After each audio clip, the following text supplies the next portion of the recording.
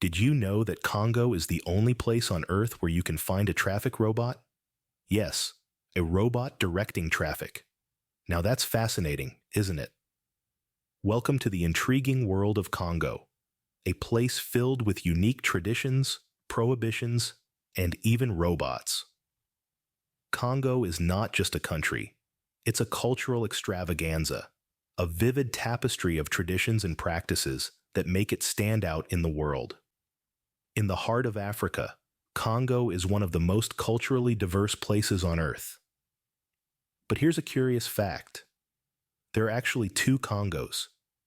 Yes, you heard it right. There's the Democratic Republic of Congo, or DRC, an expansive nation with a tumultuous history and rich cultural heritage. And then there's the Republic of Congo, a smaller but equally fascinating country with its own unique cultural tapestry. The DRC, formerly known as Zaire, is the largest country in sub-Saharan Africa and the second largest in all of Africa. Its diversity is astounding, with over 200 ethnic groups and as many distinct languages. On the other hand, the Republic of Congo, also known as Congo-Brazzaville, is smaller in size, but big on cultural richness. Despite their shared name and border, these two nations have distinct histories, cultures, and traditions. But what truly sets Congo apart are its unique practices and prohibitions that are deeply rooted in its cultural ethos. From a prohibition on laughing at weddings to the intriguing tradition of marrying all siblings, the Congolese have a unique way of life that is fascinating to explore. And let's not forget the traffic robots. In a world where artificial intelligence is making its way into our everyday lives, Congo has embraced this technology in the most interesting way possible.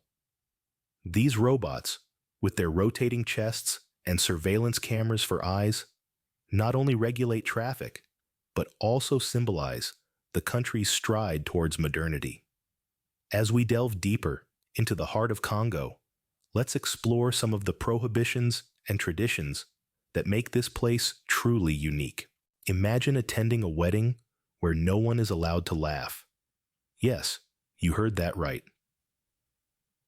In the culturally rich landscapes of Congo, laughter during a wedding ceremony is considered a taboo. It's not that Congolese people lack a sense of humor or the joyous spirit of celebration. Quite the contrary, the Congolese are known for their vibrant music, lively dance, and warm hospitality. But when it comes to weddings, a more solemn tone prevails. The prohibition on laughter is rooted in the deep respect for traditional cultural values. In Congo, a wedding is not just a union of two individuals, but a binding of two families, two lineages, two histories. It's a sacred ceremony that carries the weight of ancestors, the blessings of the elders, and the hopes for future generations. This is why laughter, usually associated with casualness and lightheartedness, is seen as inappropriate in such a solemn setting. The act of laughing could be interpreted as not taking the ceremony seriously, which could be seen as disrespectful to the couple, their families, and the cultural traditions they uphold. But don't mistake this for a joyless occasion. The air is filled with a profound sense of happiness, a quiet jubilation that resonates in the silent prayers, the soft melodies, and the meaningful glances exchanged. The smiles are there, just not the laughter. And it's not just about the wedding day. The prohibition extends to the entire wedding process, from the proposal to the dowry discussions to the wedding preparations.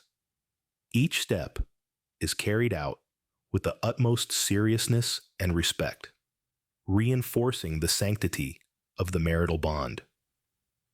So the next time you find yourself at a Congolese wedding, remember this unique cultural norm.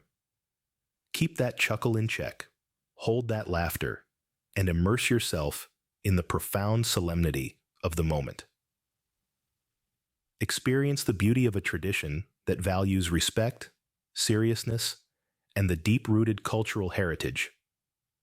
So remember, if you ever find yourself at a Congolese wedding, keep that chuckle in check.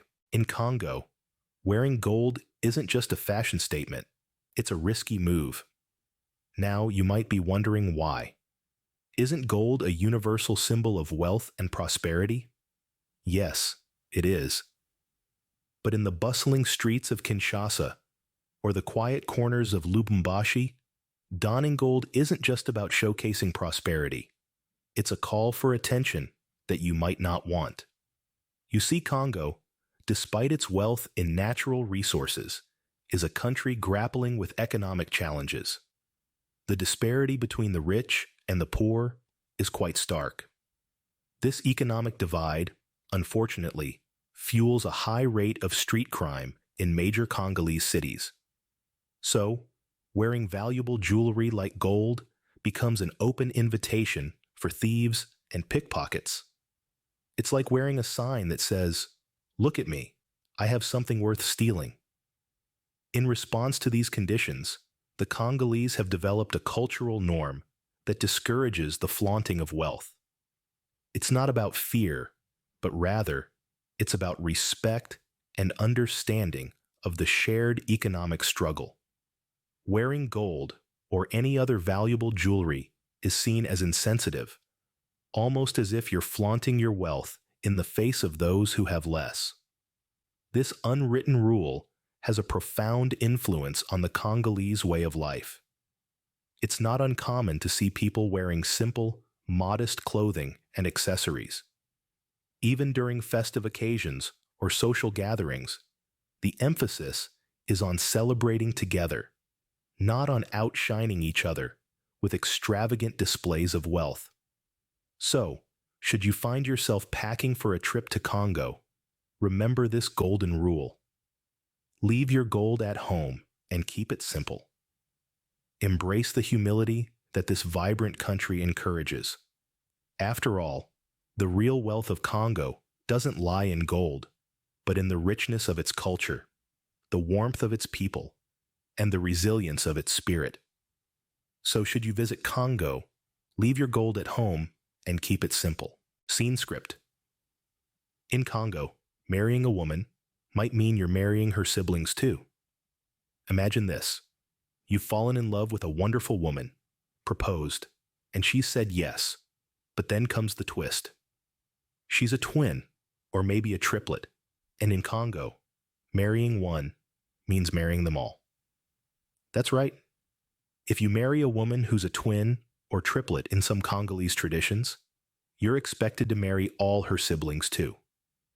This practice is rooted in the local belief of the inseparable bond between twins or triplets. It's seen as a way of preserving unity, a bond so strong that it cannot be severed by marriage.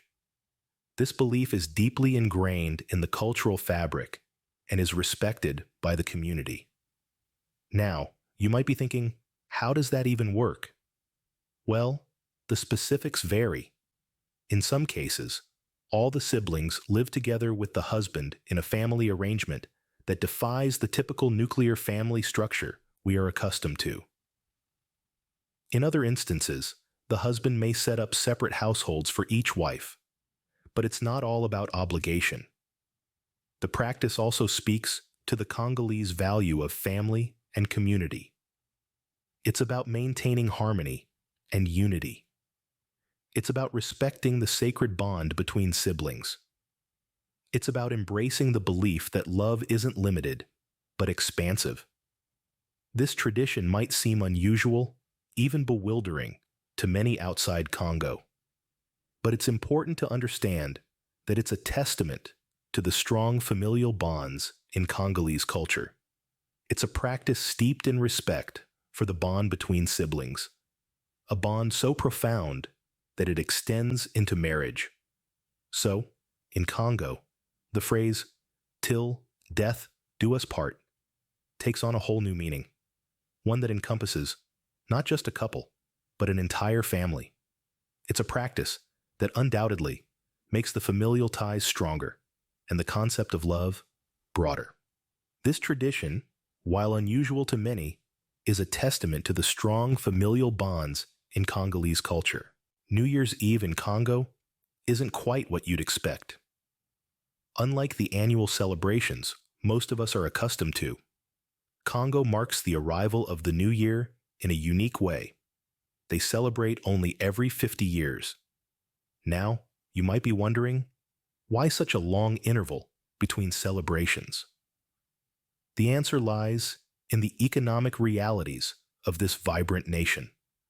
Congo, with its rich cultural heritage and diverse population, is also a country grappling with significant economic challenges. The government and the people of Congo have made a conscious decision to prioritize their limited resources for essential needs. These include food, healthcare, education, and infrastructure development, among other things. The occasional indulgence of a large-scale New Year celebration, while joyful and uplifting, is seen as an unnecessary expense in the face of these pressing needs. This is not to say that the Congolese don't acknowledge the arrival of a new year, or don't celebrate it at all. On the contrary, families and communities come together to mark the occasion in their own ways, often with smaller, more intimate gatherings. These celebrations may not be as grand or as extravagant as the ones we're used to seeing in other parts of the world, but they are no less meaningful or joyous. In fact, the 50-year interval makes the official New Year celebration a truly momentous occasion, a once-in-a-lifetime event for many Congolese. Imagine the anticipation, the excitement, the sheer joy of the people as they prepare for this rare celebration. It's a testament to their resilience, their spirit, and their ability to find joy and hope even in challenging circumstances.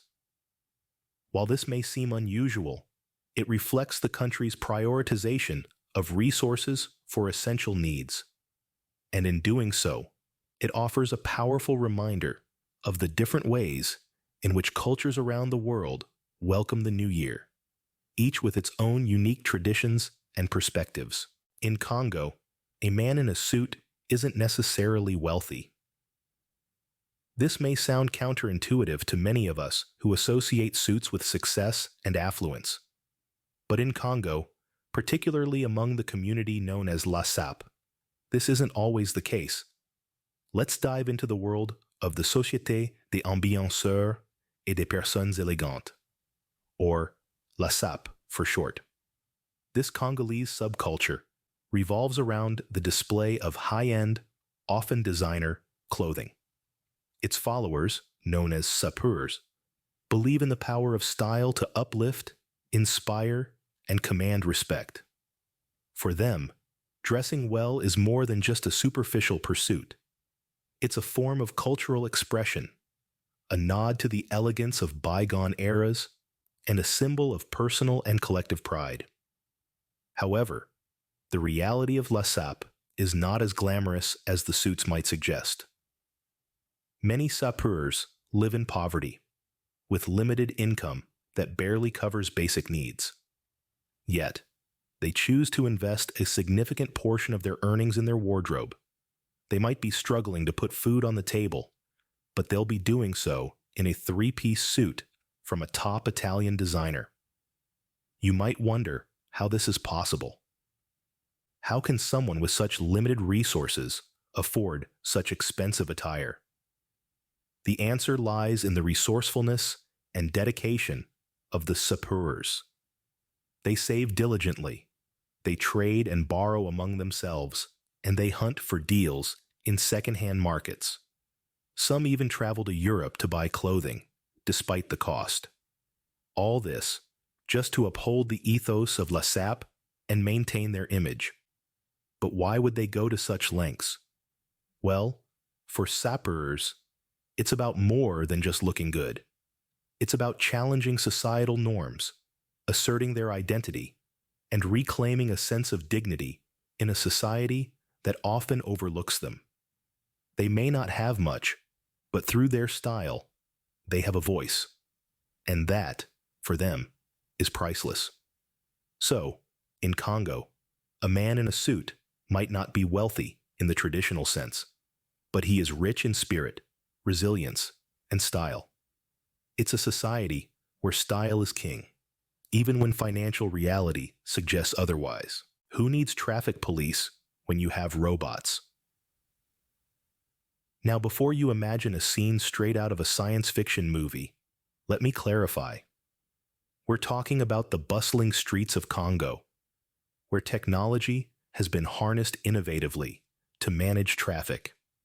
The Congolese have taken a leap into the future with their traffic management, replacing the traditional traffic police with state-of-the-art robots. These aren't your average robots, though.